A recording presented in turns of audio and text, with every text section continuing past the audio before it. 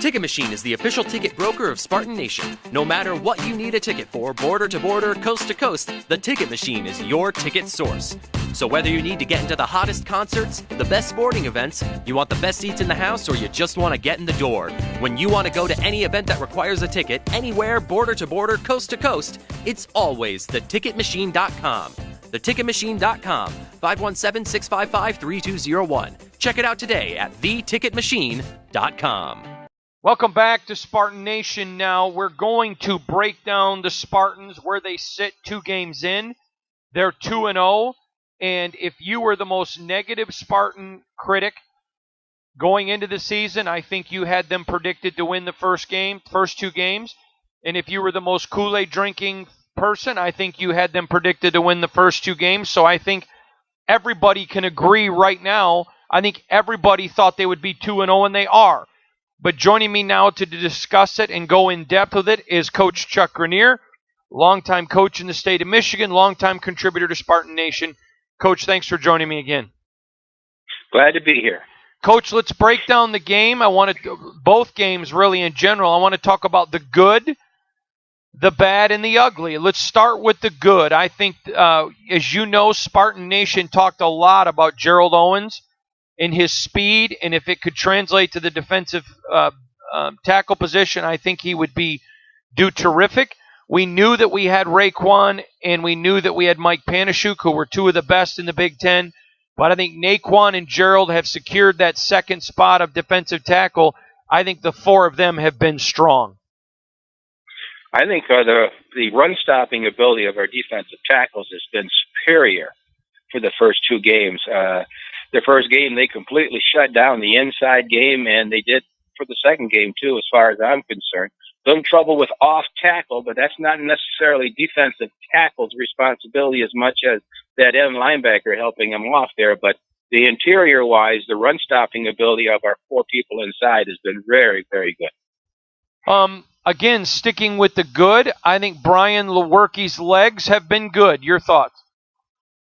Wow. You know, it just brings me back to the old Drew Stanton days that, you know, to have a dangerous quarterback in the backfield that can tuck it and run or design and run is just such a plus to the offense at this time. It really puts a lot of pressure on the defense going in, the opposing defense going into each week, that they have to practice and plan for a quarterback leaving. Now, that helps out in the passing game just as well as it does in the running game, because they have to make sure that those linebackers stay up to support the possible run on that. So the receivers have more room to negotiate back there in the secondary, and just gives an added thing to our offensive potential.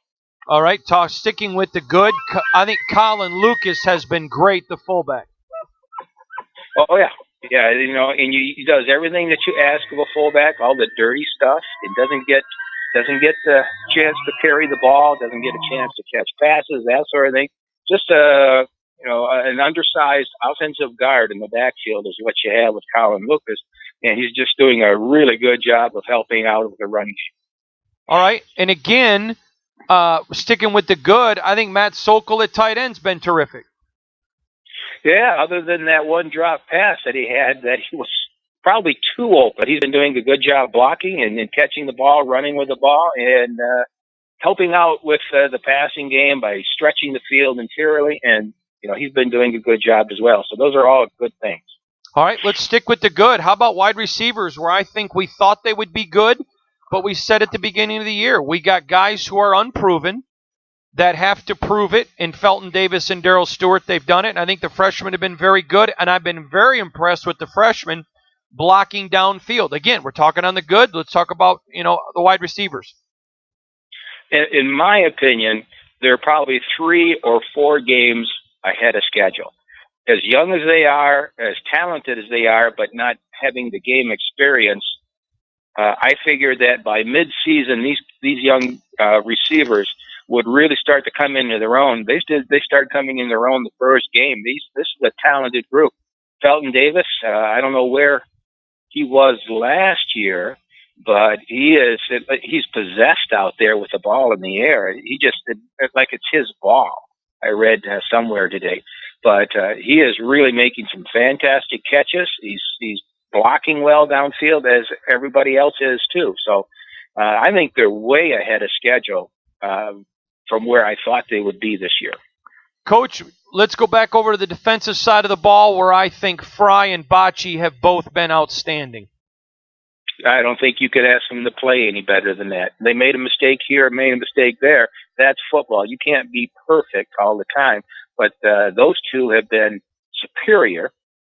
Frey has been playing like a cycle, like he always does. And Bocce, there's no question when Bocce's in there. He is the quarterback or the general of the defense, wherever you want to label him as.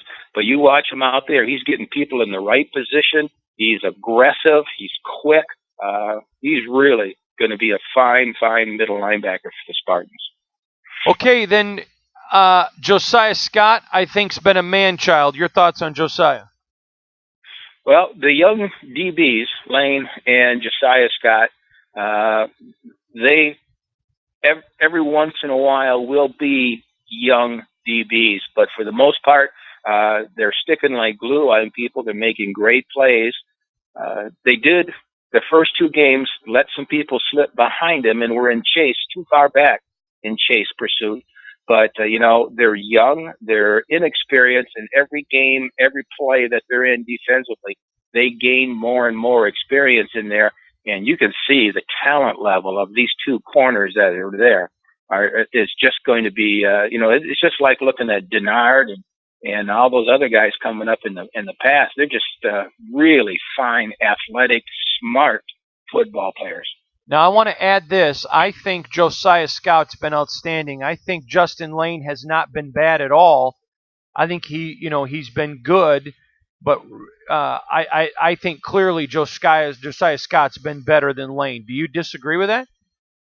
I don't necessarily disagree, but I think they're just both doing exceptional jobs. You got to remember, these guys are young players, and Justin Lane, he came to Michigan State as a wide receiver, so he's transformed over to the other side of the ball, and I think they have great speed, they tackle well, they cover well, so I think there's a great future for those two. All right, and then let's continue with the good. We're not really going to do good, bad, and ugly. I think we're just going to do good, concerning, and then ugly. Sticking with the good, I think Jake Hartbarger, I said it before the season, I thought he's the all Big Ten punter. He's not proven me wrong. He is playing out of his mind, as is Colin Kafflish, the long snapper. Yeah, I believe that that's true also. Had one that kind of slipped off his foot there the other day, but kicking them high, good hang time, kicking them deep. They're getting good coverage on punts, so you can't complain at all about that. All the snaps have been good on that. Yeah, I was wondering maybe in that Western Michigan game if they might, instead of on the kickoff, punt the ball. But he's doing a great job. Totally agree with you. And again, we're doing this theme of good and okay and then ugly. I want to stick with the good for a minute. I think the Michigan State return game, punting and kicking, has been exponentially better. Well, on punt returns, we're returning punts. So that's got to be 100% turnaround from where last year where everything was fair catch. In the kicking game, we got, I think in the Western game, we had one hand that stopped a big return, and he had returned it about 30 yards anyway. But their one hand got stuck out there, and I can't remember who it was. If it was, I don't think it was Nelson. I can't remember who the returner was, but one hand stopped a big time return. So those facets of the game, the return of the punt and the return of the kickoff, exponentially, in your words, and I agree with that too. They are much better than last year. To me, there's only been one area that's really ugly, and that is the running back rotation has been ugly. I think this has been mishandled. I think it's too much to ask Dave Warner to be offensive play caller and be handling running backs. I think his play calling in the Western game was really good. I thought he was creative. I have no issues with his play calling. I took a beating on Twitter for that. I'm not afraid to be critical of him when he deserves it, but I think his play calling against Western was good. With all of these players, like you can mention Sokol's drop, or you can mention Fry's one penalty. The game of football is not perfect. So to say someone's been good, it doesn't mean you can't point to, gee, I wish they did on this different. But I still think, when talking about good, I think Dave Warner's play calling has been good. But I think the running back rotation has been ugly. Agree or disagree? Well, I agree with that, and I don't know who would be objecting to what your Twitter comment was. That'd be like one of those people that didn't know if a football was blown up or stuffed. Warner called a great game. I mean, I was impressed with Bowling Green, too. I thought he was innovative there. I think there's a lot of things that in the last couple of years we didn't see. The quarterback running the ball, the option plays that they ran. And I thought in this Western Michigan game, Warner called a heck of a game. Yes, I thought he did a really wonderful job of calling and keeping both Bowling Green and Western Michigan off guard. So, that I think he did a great job. As far as the rotation of the running backs, if this OC position is so overwhelming for him that he can't plug in running backs, I would just suggest to him that during practice when you're running plays, just scribble down notes when you're looking at film and that who runs this play the best, and maybe that'd be a little bit easier for him to rotate him in. But it is hard to get a feeling of who is the hot hand, so to speak. So I know that L.J. Scott had that big rip run there, about 44 yards or whatever it was, when they were going for the 4th and 1. But again, you got everybody up in the line of scrimmage, and if there's a seam, you're gone, and then it's all catch up after that. But I think the rotations of the running backs, and it's a three-headed monster, and how do you get enough hands, enough carries for those guys? But there seems to be other players that are better suited for better other plays. So maybe if you would scribble some notes in there that if they're going to run X play, that they would have Holmes in, or if they were going to run Y play, they'd have the other running back in there. But it is kind of crazy to watch what's going on out there. So just try to get everybody enough time to carry the ball, I guess. So. All right, I don't want to call this next part ugly, but I certainly don't want to call it even okay. I think it's concerning. As good as Brian Lewerke's legs have been, he has made some ill-advised passes that were not good passes, either technique-wise, throwing off his, not getting his feet set, throwing the ball over people's heads, and at times he's thrown into some guys that, he's been lucky not to get picked off. I would not call his passing ugly, but I would not call it good. Am I being fair to Brian? I would say Brian Lewerke is learning. Yep. That's what I would. And that's why I say okay, because I'm not going to throw the kid under the bus. Do I think he's where he'll be as a fifth-year senior? No, but he's only a redshirt sophomore, so he's not there yet. But I wouldn't call it good or ugly. He reminds me a lot in this pass throwing of Connor Cook. And this is what I'll qualify that with. Connor Cook could see the field, and he could make some outstanding plays and make some outstanding passes, and then once a game, just throw this bonehead pass that would get picked off and probably get returned to an INT. I'm thinking Rose Bowl. Think of that pass that he threw in the Rose Bowl. So I think Lewerke has that kind of mentality also, kind of a Drew Stanton gunslinger mentality that he thinks he can fit the ball in, but sometimes those guys that are over there on defense, they get scholarships too because they're good and they might jump them once in a while. But no, I don't have any problem with Brian Lewerke right now. It's a learning curve for him. He's just going to get better and better and better. The more game experience he has, the more defenses he sees, the more talented defenses he's go against. They're just going to get better and better and better. So, I'm all in on Brian Lewerke. And there are other areas that we'll be writing about at Spartan Nation this week, talking about, I think Jacob Panashuk's been great at defensive end, but I think the defensive ends have held their own. I have not thought that they've been great. I think there are some concerns there at defensive end.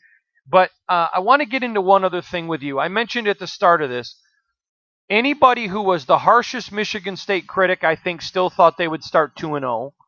And anyone that was the biggest Kool-Aid drinker thought they would start 2-0. So my question to you is quite simple, my friend. I don't think we've seen enough for anybody to change their expectations for the season. I think there still is plenty of concern on the offensive line. But again, I think if you came into this season with a negative Nancy attitude, I don't think you've seen anything to change your opinion. If you came in with a Kool-Aid drinking mentality, I don't think you've seen anything to change your opinion, because they're supposed to win these 2 games. This is why I find this fascinating. To me, and you know this, Coach, I said it before the year started, this season hinged on the next 2 games. Iowa and Notre Dame are going to tell us who the Spartans really are. Do you agree with that? I agree 100%. A week from Saturday when they play Notre Dame, that's going to open up the eyes. But I will say this, I'm not one of the Kool-Aid drinkers, but I want to put it that way. But you're not a negative. But Coach, you're not a negative Nancy either. No, I'm not. I'm let's see what happens kind of guy. But I want to say this: they are playing far better than I thought they were going to play. Far better. I think the defense is ahead of schedule than what I thought they were going to be. Because like you're saying, the defensive ends have not been great, but they've been okay. I thought that was a serious situation going into this season, as well as safeties, and the safeties have played well too. So, and the green Kool-Aid drinking part, the defense is playing much better. On the negative Nancy part of this one, the offensive line has got me baffled. I thought the offensive line was going to be more of a strength, and the offensive line is not. So there we are. We're right back in that sitting on the fence type situation, and I think everything is going to rest. And the Iowa game, I don't know. But Notre Dame, when they play Notre Dame, I think this is going to be the make or break game for the year for Michigan State. The great coach, Chuck Grenier.